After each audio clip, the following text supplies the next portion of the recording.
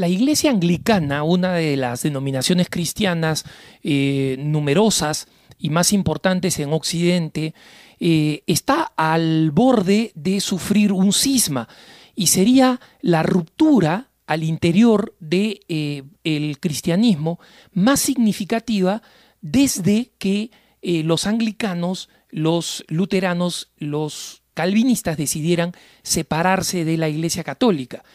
Me llamo Alejandro Bermúdez, soy director de Así Prensa y quería en este punto de vista comentar algo que está sucediendo a raíz, recordarán ustedes, de la decisión hace un par de años de los episcopalianos norteamericanos que forman parte de la comunión anglicana de ordenar a un homosexual público que convive con un hombre después de haber dejado a su esposa, con quien había tenido varios hijos, de vivir 15 años con este homosexual, que fuera ordenado obispo anglicano de New Hampshire. Su ordenación no solamente fue un acto, digamos, en sí mismo de desafío, sino que estableció como principio para la Iglesia Episcopaliana que los homosexuales pueden ser ordenados incluso cuando están en una relación de convivencia sexual que es obviamente inmoral. Hasta la fecha, los anglicanos habían permitido que personas que se declararan homosexuales podían ser ordenadas en el ministerio, hombres y mujeres. Los anglicanos aceptan obispos y obispas, ministros y ministras, siempre y cuando se mantuvieran célibes, ¿no? Podían ser, digamos, públicamente homosexuales, reconocerse como tales, siempre y cuando para el servicio ministerial se mantuvieran célibes. Este paso de permitir que una persona que públicamente convive, digamos, con otro de su mismo sexo y con quien mantiene una relación considerada inmoral desde el punto de vista bíblico, marcaba pues una crisis y un número muy importante de obispos anglicanos, la mayoría de ellos del sur, liderados por el primado anglicano de Nigeria, Peter Akinola, decidieron señalar que si es que esto no se revertía, la comunión anglicana se iba a terminar partiendo. La semana que acaba de pasar, el grupo de anglicanos contrarios a la ordenación homosexual y que, como digo, representan a un número mayoritario de anglicanos porque es donde está la mayoría de la población anglicana. La gran mayoría de la población anglicana, contra lo que se piensa, no se encuentra en Estados Unidos, en Canadá o en Inglaterra, en Escocia o en Irlanda del Norte, donde han ido poco a poco desapareciendo por razones demográficas, no tienen hijos simplemente. La mayoría se encuentra en las antiguas colonias inglesas en el África, se encuentran en Australia y grupos menores pero significativos históricamente como son los anglicanos en Argentina, en Chile y en Uruguay, donde tienen comunidades relativamente significativas. Bueno, resulta que estas comunidades más numerosas pero menos influyentes, porque las tradicionales son las de Canadá, Estados Unidos, Inglaterra, Escocia, tanto así que el primado nominal no tiene las potestades de un papa, pero es el primado nominal, es siempre el obispo de Canterbury en Inglaterra, justamente es el que de alguna manera coordina, es el primado litúrgico, el que recibe el mayor respeto o de alguna manera representa la unidad bastante frágil de la comunión anglicana.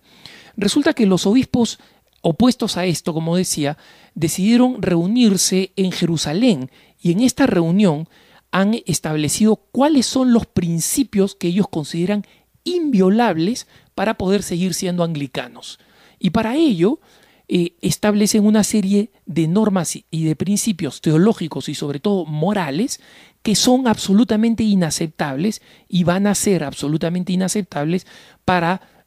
aquellos anglicanos de los países desarrollados, como son Estados Unidos, Canadá, o Inglaterra, etc.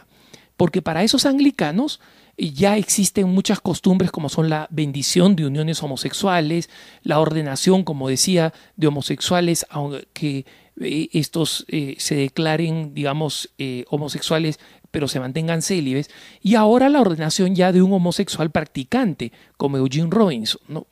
Entonces, estos anglicanos han decidido reunirse en Jerusalén para discutir su posición, y en estos días en que se celebra la cumbre de Lambeth, que es la cumbre más importante anglicana, donde vienen obispos de todos lados cada 10 años, y allí toman decisiones sobre la teología y la moral de la comunión anglicana. Allí es donde se decidió, por ejemplo, en la década de los 20, comenzar a utilizar los métodos artificiales de control natal. Fue donde se decidió que las mujeres pudieran ser ministras, fue donde se decidió que las mujeres pudieran ser obispas, y finalmente donde se decidió que por ahora las parejas homosexuales no pueden ser casadas dentro de la iglesia anglicana, pero pueden recibir una bendición, ¿no? Entonces, obviamente ya vemos cómo esta iglesia va caminando hacia un alejamiento de las enseñanzas morales de Jesucristo. Esta separación de facto, que es prácticamente inevitable al interior de los anglicanos y que va a dividir la iglesia anglicana en dos, en una minoría con el dinero muy rica y en una mayoría bastante pobre, y que en muchas de sus actividades dependía, digamos, de la ayuda de los países ricos, pero que ahora no están dispuestos a aceptar, no es una noticia feliz, porque los católicos tratamos de trabajar por la unidad como nos ha pedido Jesucristo, como nos pide el Vaticano II, como han impulsado los últimos papas, y para ello una mayor disgregación o separación de denominaciones no es una buena noticia. Sin embargo, hay que señalar que muchos anglicanos, decepcionados por este curso de alejamiento de la moral cristiana que está tomando las naciones líderes o más ricas del mundo, están pidiendo ser incorporados a la Iglesia Católica, y es posible que un número muy importante de anglicanos de un país europeo se terminen pasando a la Iglesia Católica en masa, masivamente, ¿no? Ya existen un par de diócesis, o mejor dicho, de parroquias anglicanas norteamericanas que han pedido eso, ¿no? Y existen otras tantas que quieren salirse de la jurisdicción norteamericana y someterse a la jurisdicción de Monseñor Peter Aquinola o de cualquier otra, para evitar así tener que aceptar estas normas completamente inmorales. La separación, pues, no es una buena noticia. Sin embargo, el Señor sabe escribir derecho con líneas torcidas. Así que recemos para que los frutos de este curso, que parece inevitable, sirvan para mayor gloria de Dios y para la unidad de su iglesia. Que tengas un buen día.